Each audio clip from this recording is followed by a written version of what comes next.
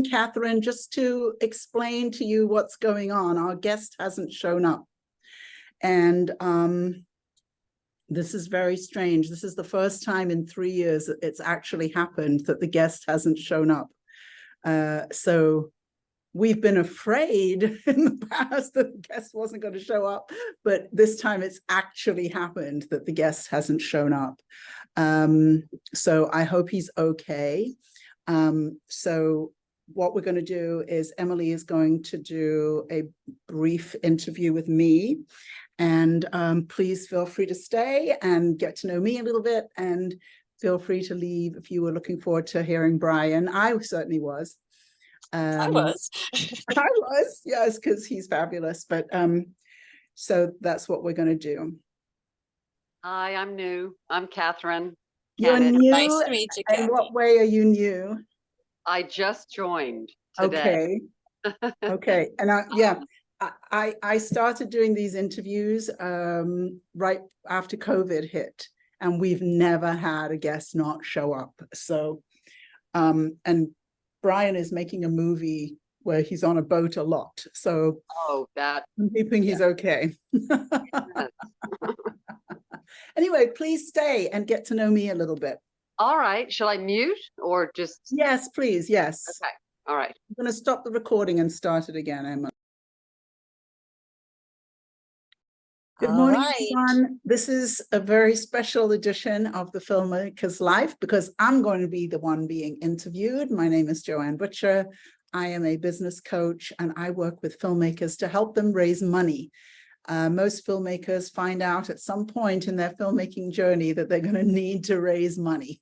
So that's when they come talk to me. So we're going to find out some things about me today. And Emily Smart, our fabulous filmmaker liaison at Filmmaker Success, is going to conduct the interview. So please fire away. All right. So welcome to the Filmmaker's Life. And we have a very special unscheduled guest, as Joanne mentioned herself. All right. So Joanne, when did you first know you were a filmmaker? Well, the story that I like to share about that is that I actually, when I was a very young child, I'm talking like 5 or 6 years old, I had dreams. I had dreams that were Westerns. I had dreams that were cowboys and Indians. And I was always an Indian. And in my dreams, the Indians always won, you know, so and then at the end of the dream, it would say "the end" in big letters.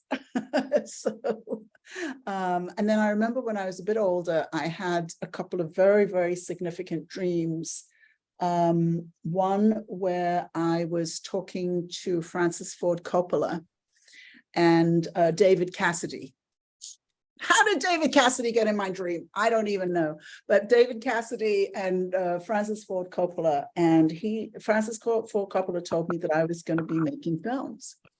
And I think that was quite some time before I did. But when it really started was when I moved to America in 1984. And I came to America to do a master's degree in English literature at the University of Miami. And across from my office was the communications department. And I started taking screenwriting classes with Paul Nagel, who was just absolutely one of my mentors in life, I would say. And Paul Nagel had originally started out as an actor, and now he was a screenwriting teacher.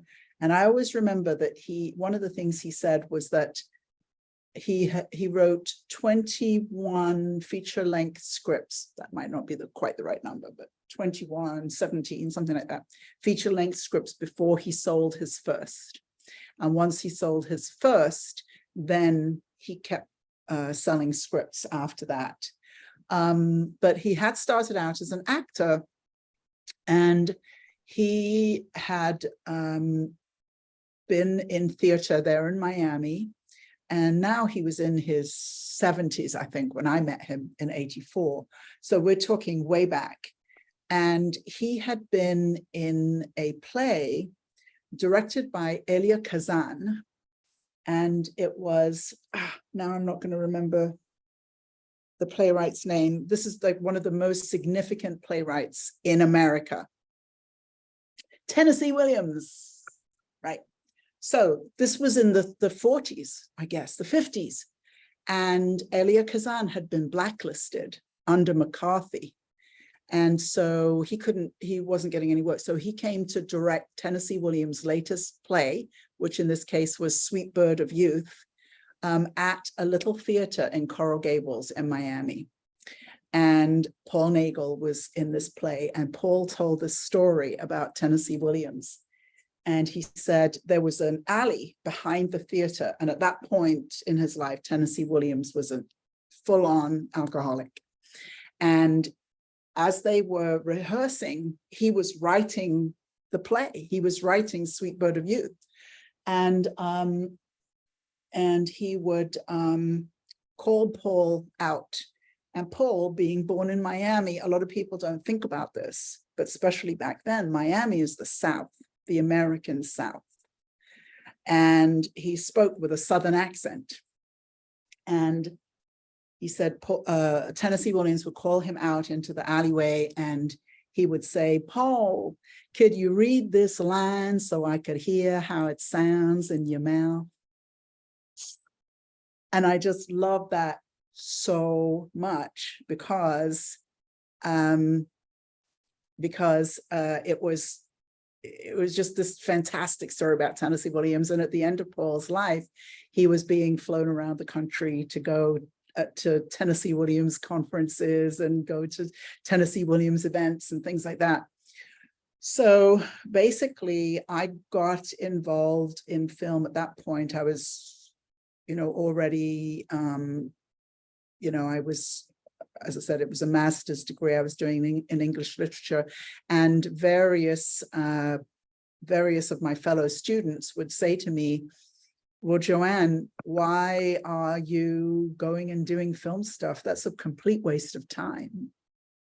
And, I was on a path to become an academic, to become a professor, to get a PhD, to go into English literature as a full-time thing.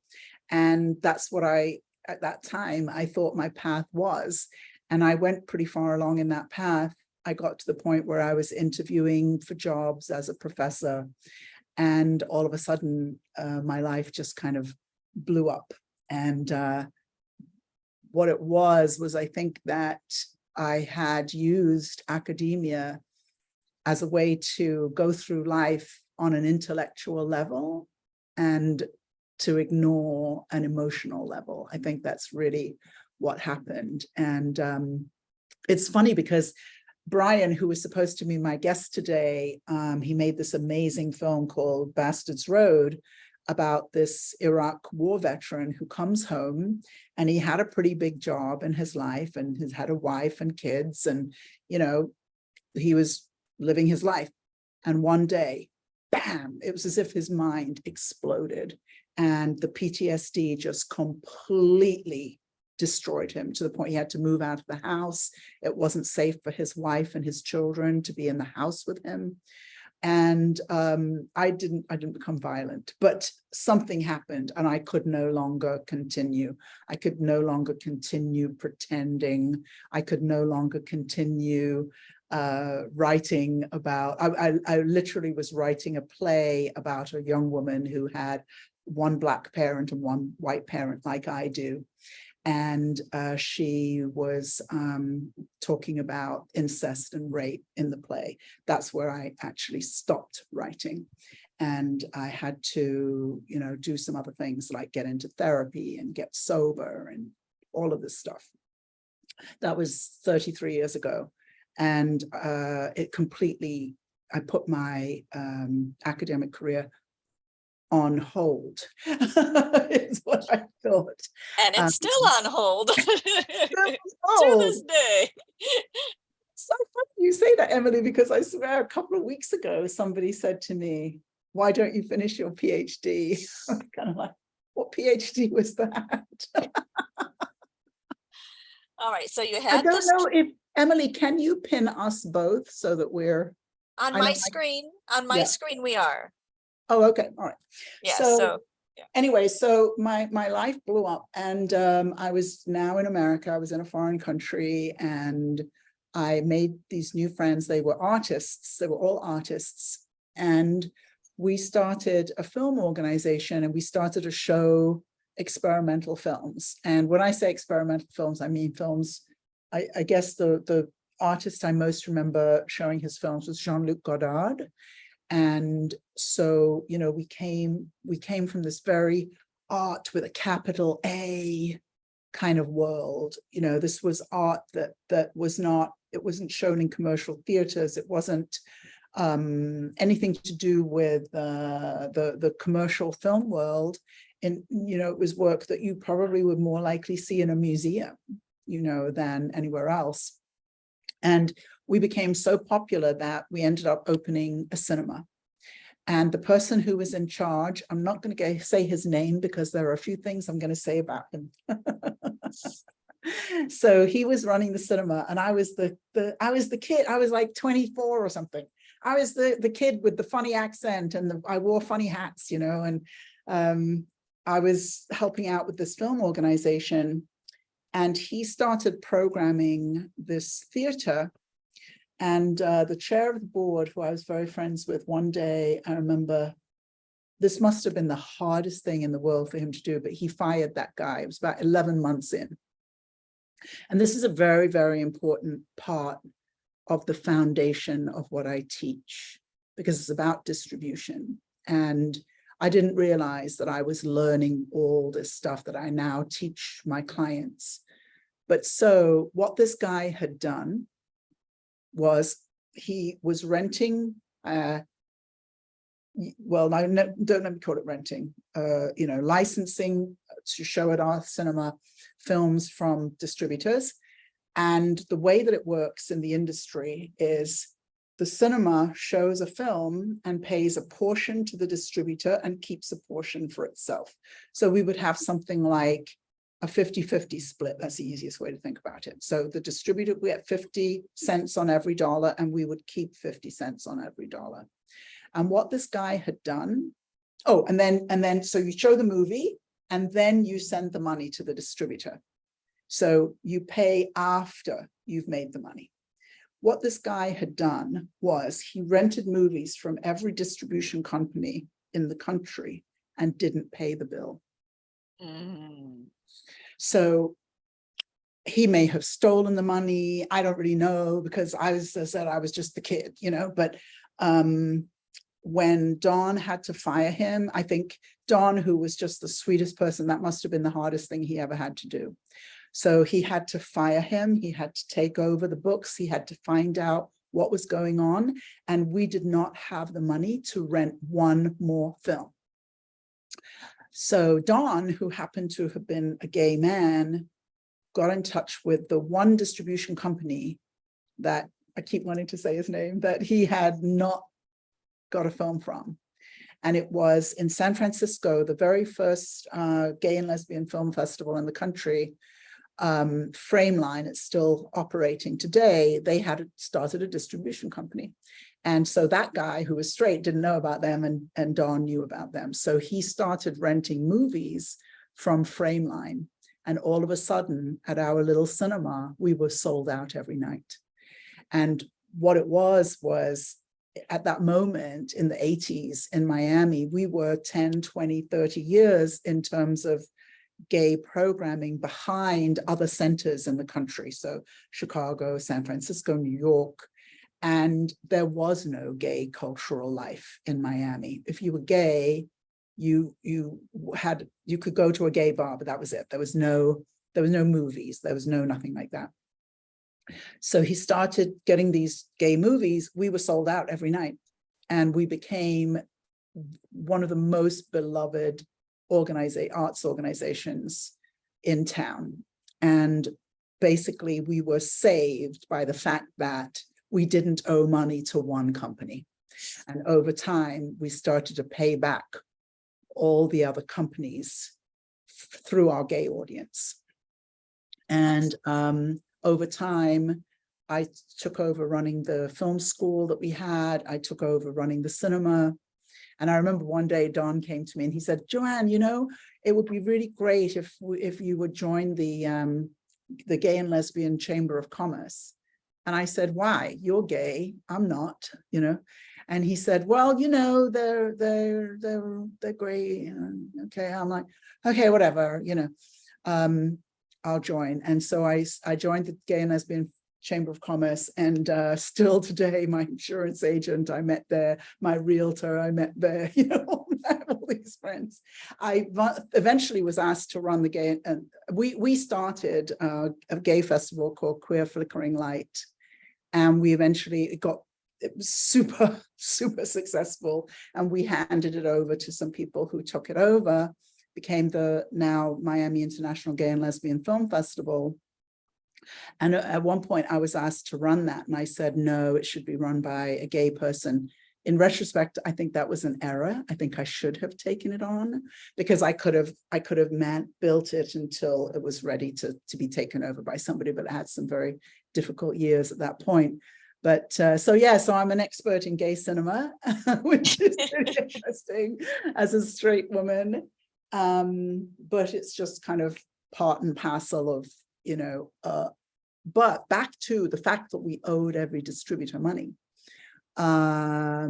We were a first-run cinema, and a first-run cinema means you show the film when it comes out, when it first is out, and we were part of reporting all of the box office. So that's what a first-run cinema is. It's part of that whole ecosystem of when a movie first comes out, and when you can read in the paper, you know, oh, Barbie just made X hundreds of millions of dollars, you know. We didn't show films like Barbie, but did that answer the question? How did I get into film? It was a very long answer. No, but it answers, it fills in a lot of blanks. So here you are in this position of becoming an expert in gay cinema. And so what happens next? Because I know you have you have this film foundation that you've talked about, but then you have this fundraising background. How did we move from there to here? Because the fundraising additionally was not in film. So how did we make that? Right. Yes, because I started fundraising because when I first moved to America, my spending kitty for the week was 50 cents. I had 50 cents of disposable income every week. So people would call the English department and say, I need an English student to help me write something or other. And I would take every job that came in. You know, the Americans didn't care. This is what they always say about immigrants, right? We take all the jobs. I took all the jobs. What could I say? Phone rang, I took the job. Phone rang, I took the job.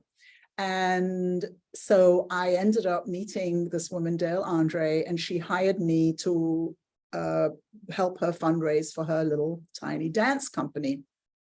It's funny, I just was telling this story a couple of days ago. And on the Friday that before I was supposed to start working on the Monday, she called me up and she said, something has come up, Joanne, and I know that you don't know me and you haven't even started the job, but would you be willing to get on a plane and fly up to Tallahassee and go to the grants panel meeting tomorrow and Sunday, because I suddenly can't go. And I said, of course. I don't know if everybody would, but I said, of course. And she said, and the other part of it is, it would mean that you'd be staying at my friend's house. And I said, okay.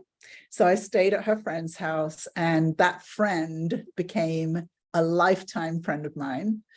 She happened to be the executive director of the Florida Dance Association.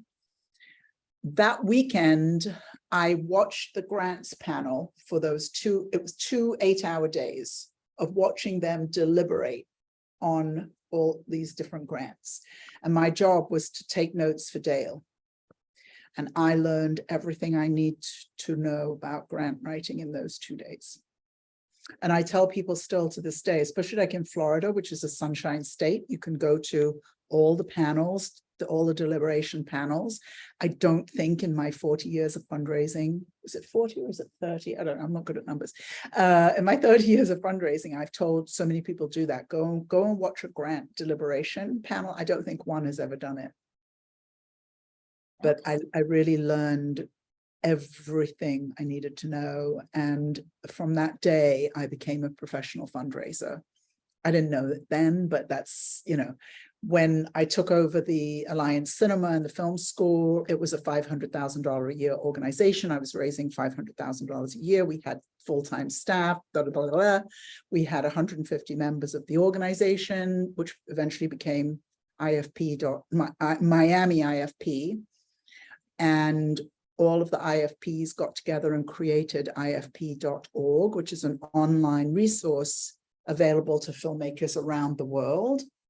It just changed its name to the Gothams. So if you want to get, you know, training, advice, education for filmmakers, that's still a great online resource. They do fiscal sponsorship as well. So so we created this national organization. And all this time I was fundraising. One day I get a knock on the door at the cinema and these 2 Brazilian women come in. They said, "Hi, Joanne." They still call me Joanne to this day, 27 years later. "Hi, Joanne. Miami Beach told us to come and talk to you." I was like, "They did? About what?" And they said, "Well, you know, we applied with a grant and they said that it wasn't very good and you could help us." So I started helping them. We became their fiscal sponsor, and we're still working together 27 years later. Last week, I was on the president of the jury of the Brazilian Film Festival here in Miami. So, you know, from the beginning, the fundraising was fundamental to what I did. You know, I raised money for a couple of programs for gay and lesbians to one was to create leadership through filmmaking. Another one was to prevent suicide through filmmaking. I raised money to do a program for children with cancer using filmmaking as a healing tool. So, you know, I come from all these different backgrounds with film, you know, from that art with a capital A. But because I ran a cinema, I always saw the piece about the money, you know, and I finally left Miami. I moved to San Francisco. I was like, I'm going to get a real job. I became a capital campaign fundraiser, raising millions of dollars. I said, I'm done. I'm done with film. And within 2 years, I was too sick to work. And it was after that it came to me that my work on the planet is very clearly defined. Maybe some other people have more leeway, but God just made it very clear to me that I'm supposed to work with filmmakers, and that what I have to pass on is this, that when I was a writer, when I was teaching screenwriting, when I was a film producer, I tried directing, I didn't like it. I like producing. With all of that information that I had, that the connection to the distribution, the exhibition, the marketing, the selling tickets, that piece is what filmmakers don't really have access to, because most of the education around filmmaking is on this side, is on the writing, the producing, the directing, the editing, the post. You can get classes in that all day long. You can study that all day long. But this side, distribution, exhibition, marketing, sales, ticket sales, that side, as far as I can tell, because I talk to filmmakers all day long, most filmmakers know nothing about that. And then the problem is that the industry that's over here does not have an educational component to it. So the industry doesn't do any teaching of this side. It expects you to know it. And if you don't know it, you're out, is what I've learned. Now, you said that God had made it, clear to you. What was that aha moment? What was that moment that it's been in front of me the whole time? It's supposed to be film. Even though I was trying to do the regular job, I was trying to get away from it. What was that aha moment?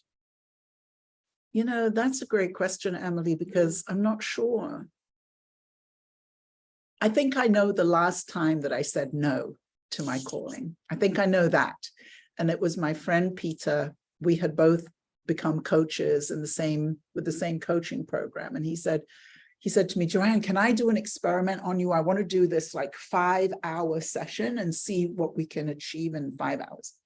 I said, sure. So he came over to my house and he worked with this, probably the top design company in the world, IDEO. It's called IDEO. They're based in San Francisco, where I was living at the time.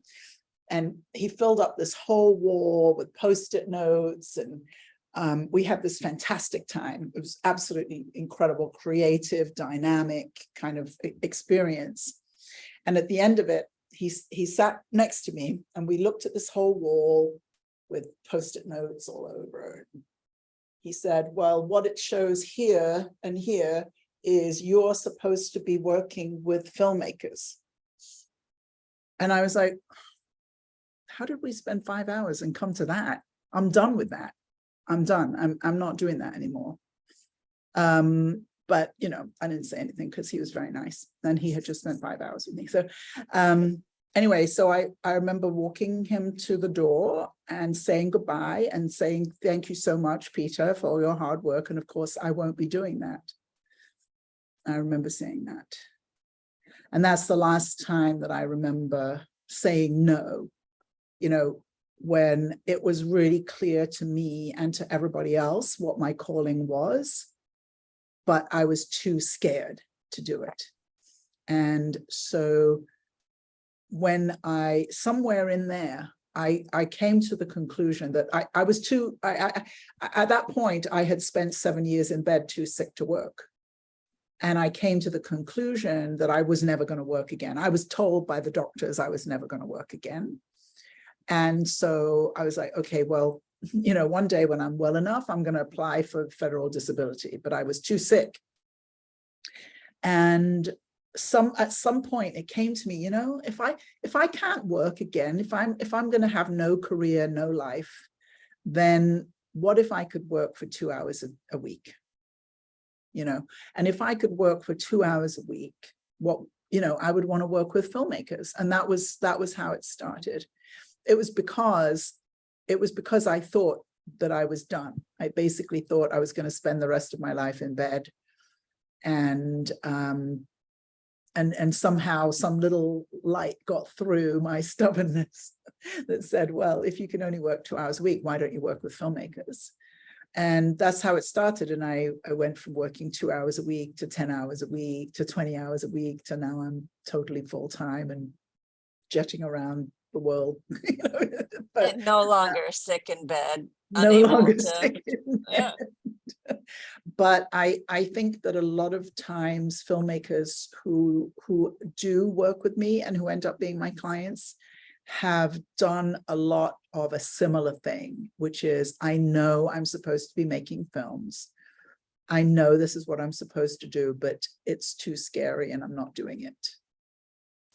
And a lot of times there are, filmmakers are very creative people. So they're very creative in their thinking. And so what they do is they say, well, I'm not making films because I'm in development. I'm pitching. I'm looking for a producer. So a lot of times I'll meet filmmakers who are not making films at all because they are, pitching ideas or pitching scripts or whatever. And then there are another set of filmmakers who are making films. They're using their own money, their own savings to pay for those films. But eventually you hit a ceiling where you can't go any further unless, from my perspective, unless you learn how to raise money.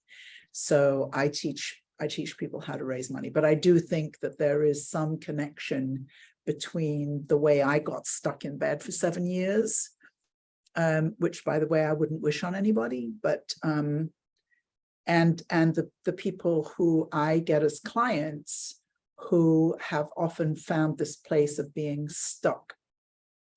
And being stuck is a very painful experience. And it's so great because Leo's is on the call, and he's written a script called Stuck. Oh, It's so cool. Did you have a question, Leo's? Yes, actually, because you said from your perspective, fundraising is fundamental. It's like you cannot do without it. But if you have the knowledge of making a film profitable, so you can, like, theoretically at least, you can always, even if it's your own money, earn it back and invest it in the next film. So as I understand, it's more important to know how to make it profitable than to raise money. Not that I'm saying that raising money is not important, but what do you think about that? Well, I think that's a great question, and I would say that it's both. So, but if I'm in a business and I am about to launch my product, and I'm already in debt to launch my product, it's harder for me to be successful because I now have a hole to fill. So the way I like to work with my clients is that we raise the money first. So no one's in debt, either to themselves or anybody else when they deliver the film to the distributor. So we're at even. And then any money that comes in afterwards is profit. That's just the simple financial way that I teach. And so far, that has been the case for my clients. I've now got about 20 films in distribution, but the clients are not in debt as a result of those films. It's just a way that I like to work and a way that I like to think, you know? And it was a way that I was taught also by my coaches. My coaches, when I started my coaching business, they taught like that. They were like, go out and get clients. And people would say, but I don't have a website. Go out and get clients. But I don't have a business card. Go out and get clients. So when I actually received the coaching that worked for me, it was based on those principles. Actually, it was also based on a concept of a book that's called Profit First. And I'm just about to join a book club where we're going to read Profit First together. So I think that's really fun. But so it's a particular approach to money and finance that I pass on to my clients. Now, if I had a client who said, I'm going to go into debt, it's not like I'm going to say, well, I can say no all day long to my clients. It doesn't really make any difference. But if somebody wanted to do it, that would be fine. But I'm teaching them a different way of thinking about it. And everybody seems to be happy with going along with my guidance so far, you know. But yeah, you know, I have a client, I told her when we first met, she's making a comedy and it's going to be a micro budget. And I said, well, you know, I don't know that I can sell your micro budget comedy. You know, it's not a thriller, it's not a horror, it's not faith-based, it's not a documentary, it's not a children's movie. And she said, that's okay. So we raised $200,000. She just got a grant for 70. And so when the film is delivered to the distributor, we don't have to worry, right? I mean, I'm going to get some level of distribution for her. And she's been able to keep up leveling the film as a result of raising the money, right? She's been able to get better actors with more following, and as she's raised the money. So we keep up leveling the film, up leveling the film, up leveling the film. When the day that it's delivered to the distributor, which will be in about December, I think, we just don't have there's no weight on us. You know, there's no weight, there's no debt. What if it doesn't make a penny? Okay, she's ready to make the next run. You know, she doesn't owe anyone any money. She got the grants. She's delivered on the deliverables for the grants. So, you know, I call my business Filmmaker Success. And I often say one day I'm going to change the business name to Second Film. I now have, I don't know if you know this, Emily, I now have more than one client who are making 4 films with me. Oh, wow. 4. Chris Nice. Johnson and Erland Hollingsworth. 4. So, but my goal is that you get through your first film, your first short film, your first feature film without debt, without being broken mentally, spiritually, and emotionally and physically, which is what happens to a lot of filmmakers, without being in debt, so that you can deliver that film to the distributor and be in a strong position to start working on your second film. That's how I see it. All right. Catherine, do you have any questions? It's all right if you don't, because I have a follow-up, but if I just wanted to throw it to you. I'm just absorbing all the information. Perfect. Thank you so much. Thank you. You're welcome. All right. So you're talking about all this fundraising, that you teach all this fundraising, but is that all that your program is, that Filmmaker Success? Is it just solely the fundraising, or is there, what else is part of that package? Well, I wonder if you're hinting at something that I remember I had a client one time and he called me up and he was really upset. And he said, Joanne, why didn't you ever tell me that you used to teach script writing? He was a real writer. He's a fabulous writer, actually. I said, well, because I'm just trying to get my clients to focus on the money.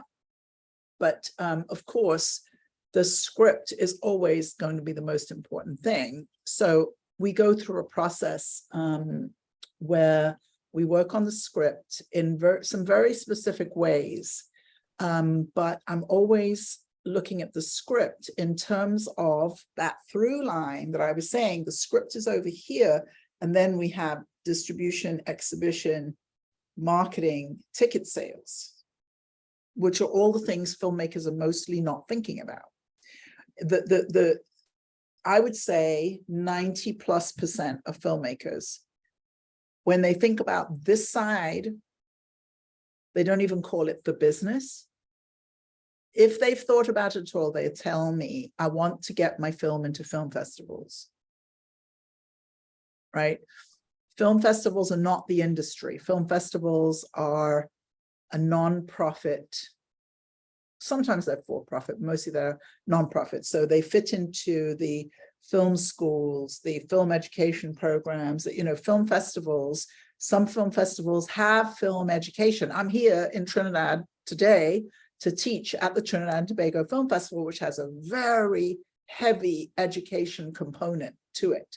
Most film festivals have zero education component for filmmakers, but some have a very significant educational component. But so film festivals, universities, film schools, all of that, they're still not part of the industry, and they don't understand the industry, and they're not teaching the industry. So now I lost my train of thought. What was the question? Oh, what else? What else? So yeah, so the fact is the script is the most important thing. And then, but because I see everything through the lens of money,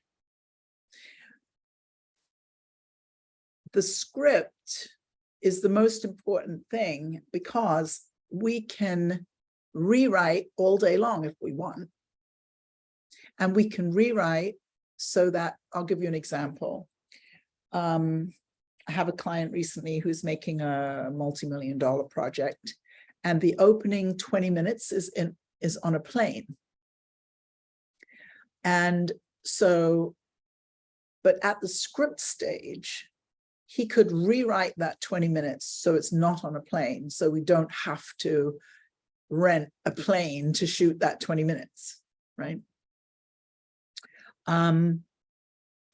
He could either say, you know what, if I want to save $1 million, whatever it costs to shoot in a plane for 3 days, 4 days or whatever, he could rewrite that. Now, some filmmakers will have, a lot of pushback about that, but you can write your script to whatever budget you want to write it to. And you rewrite the script according to the budget. So that's one thing. The other thing is that you can rewrite the script according to the distribution. And the example I like to give for that is Debbie Richards. So when she came to me, I hadn't read, I didn't know what her film was. That's right. Usually I know the film before a client starts working with me, but in her case, I didn't. She was just determined to work with me and raise money, which she did. And she told me her film was a drama about homelessness. Now, I don't know if you can hear how unsellable that is. That is unsellable. 1 second.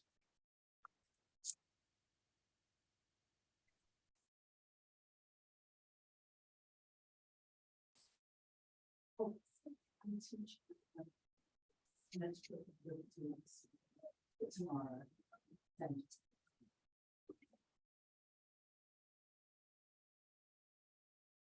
I should have put the do not disturb sign up. Oh. Anyway, so Debbie Richards' film script was a drama about homelessness. And I often say that filmmakers, not only do they not engage in marketing, but they engage in anti-marketing. So when you say, I have a feature-length drama about homelessness, that's anti-marketing. You're making sure that you're cutting out the majority of people who would possibly think about watching your film, right? Except for the people who are interested in homelessness, which there's certainly an audience for that. So I read her script and I said to her, but Debbie, in your film, the lady ends up in the hospital. We don't know for a few scenes if she's alive or dead. When she gets out of the hospital, she has to figure out a way to get hold of a gun so she can go and get hold of this child and rescue the child. It's a thriller. And Debbie had an argument with me about it, but finally she did a little rewriting of the first few pages to clarify that it's a thriller. And she ended up getting 15 offers of distribution to make the film, to get distribution for the film. And, that's what I want for my clients, because if she had gone with a drama about homelessness, she would have had 0 offers of distribution. Now I'm talking micro budget world by this story. I was about to say, now the budget has something to do with it, because if Denzel Washington and Julia Roberts were wants to be in a movie about homelessness, everybody's going to watch it. Exactly. Then you don't sell it as a drama about homelessness. You sell it as a movie with Denzel Washington. Exactly. Right? Exactly. It's not a movie about homelessness. Nobody sold The Pursuit of Happiness as a movie about homelessness. Right. Exactly. Exactly. It was a movie with Will Smith. Yep. Yeah. So, but as I said, filmmakers are not thinking about marketing and distribution, and they're thinking about my story. And again, more than 90% of filmmakers will tell me their films are dramas. And of course some of them are, and half of them are not, but they're determined that they're dramas. And I'm not sure what that's about. That's one of the mysteries. I'm like, this is something I know to be true about filmmakers, but I can't explain quite why. But they don't want their films to be thrillers and horrors and faith-based or children's films. They want them to be dramas. But, especially if you're working at a micro-budget level, it's impossible to sell dramas and comedies. Right. Very good. All right. Any other questions? Oh, all right, Leo's. Just a technical question. What's a micro budget? I mean, how is it defined? Well, There's a very famous horror film director called Ben Wheatley in England. And he said, if you can raise £30,000, make a feature film. And that would be a micro budget feature. And I pretty much use the same number as a minimum that you need to make a feature film. I use the number $40,000. So $40,000 and £30,000 are roughly the same. I use that as a minimum. There definitely are people who make feature films for less than that, but my number one goal for my clients is they have distribution. And in order to have distribution, you have to have a certain level of professional production value. And so I use 40,000 as a minimum, and all my clients have raised more than $40,000 when they want to make a feature. So that's micro budget. And with micro budget, if you don't have the money to have names in your film, then there are certain genres that will sell. And thriller, horror most filmmakers know about. Family films, that's children's films, faith-based films, that's Christian films, and documentaries. You can get distribution with those films. And I would say micro budget is up to 100,000, 150,000, something like that. SAG, may the strike go well. I was just hearing some very positive sounding things about WGA today. So let's send good vibes. But SAG counts anything under 300,000 as ultra low budget. So micro budget, ultra low budget could all be the same thing. It could all be under 300,000, but I tend to make a distinction between under 100,000 and 150 to 300,000 as low budget, ultra low budget. And then there's low budget, and then there's regular budgets, and then there's blockbuster budgets. So, but yeah, most of my clients making micro budget films raise about $100,000, $200,000, that kind of number. Like the industry in Israel, I think. Looking at like the industry in Israel, like, you know, films that are considered mainstream in Israel are, I mean, when I look at budgets, it's very often it's less than 200,000. Really? Oh, that's very interesting. That's very interesting. I mean, yeah, well, I have to further look, because I just, you know, started looking at this kind of information in IMDb, sorry. And yes. I just saw a feature that is by a very famous filmmaker and director in Israel, and I saw it was $170,000. Was the budget? Yeah. That's great. Oh, if you find any of those videos, will you send them to me? Because I collect information about micro budget films, and sure. when we find the budget of a micro budget film, that's like gold in my world. That's really, really. I'll send it to you. Yeah. Thank you. Okay. I add it to my collection. Mm-hmm. All right. Well, if there are no other questions, I think. Now they're calling me on the phone. What is going on? Give me 1 minute.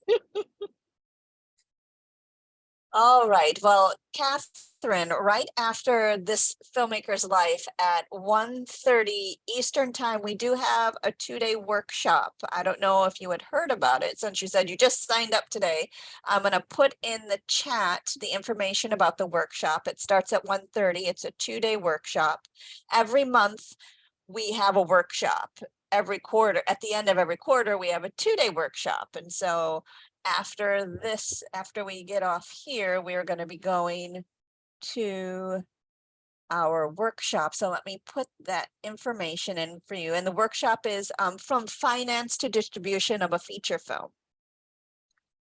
And I wrote an email this morning because in the last couple of days, I've been thinking about from distribution to finance, which is really the way that I teach, is from distribution to finance, is to it's fun on Zoom. I can make so from the script over here to selling a ticket over here. When we're writing, if we start here, that's really, really helpful. And if we think about, who is the audience and who is going to be watching that film, and who is using Debbie's example, if I'm writing a script over here that's a drama about homelessness, that means my audience is going to be people who are interested in homelessness, right? But if I write a thriller, then my audience is audiences who enjoy thrillers. And that's a huge audience. That's an absolutely huge audience. And so it's the same film, it's exactly the same film. And the little bit of rewriting she did, which certainly took her no less than a day, and that was a day that included hanging out with her leading lady, having lunch, being in the jacuzzi, I mean, it wasn't like a big rewrite, but they did some rewriting just to be able to clarify that it was a thriller, which it already was, that she wasn't recognizing, right? So I'm not suggesting that filmmakers should go out and write a film that's marketing to that audience. I'm just saying that filmmakers have never thought about marketing to that audience. That's all. They've never thought about speaking to somebody who's going to pay money to watch their film. And that once they do that and add that in, the fact is it makes the film better.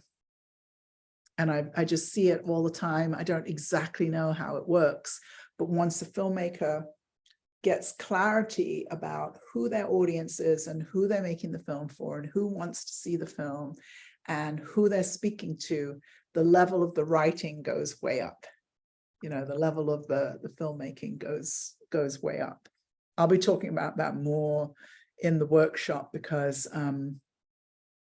I just had a really fascinating experience. I was at a producers conference for the last couple of days, Monday and Tuesday, and you could apply to pitch at this conference, and I had 4 clients who'd all been accepted. I always tell my clients, anywhere you get the opportunity to pitch, go, because you'll get in. So all of my clients who applied got in, and I went in and pitched with them.